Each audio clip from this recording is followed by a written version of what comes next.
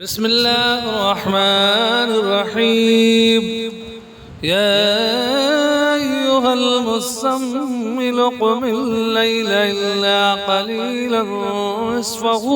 وانقص منه قليلا أو زد عليه ورتل القرآن ترتيلا إنا سنلقي عليك قولا ثقيلا إن ناشئة الليل هي أشد وطوق وقيلا إن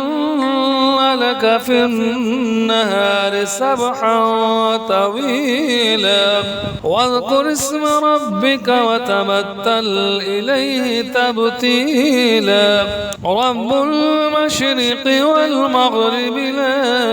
إله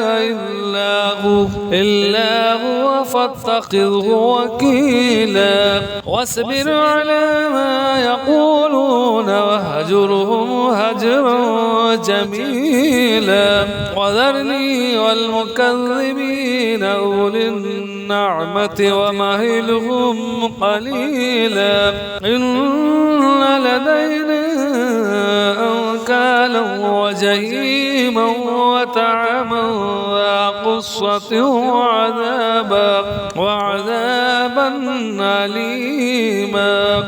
يوم ترجف الأرض والجبال وكانت الجبال كثيما مهيلا إنا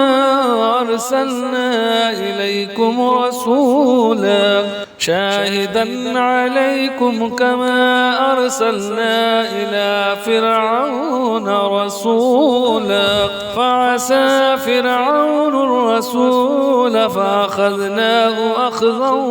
وبيلا فكيف تتقون إن كفرتم يوما يجعل الولدان شيبا السماء منفطر به كان وعده مفعولا إن هذه تذكرة فمن شاء اتخذ إلى ربه سبيلا إن ربك يعلم أنك تقوم أدنى من ثلثي الليل ونصفه وثلثه وطائفة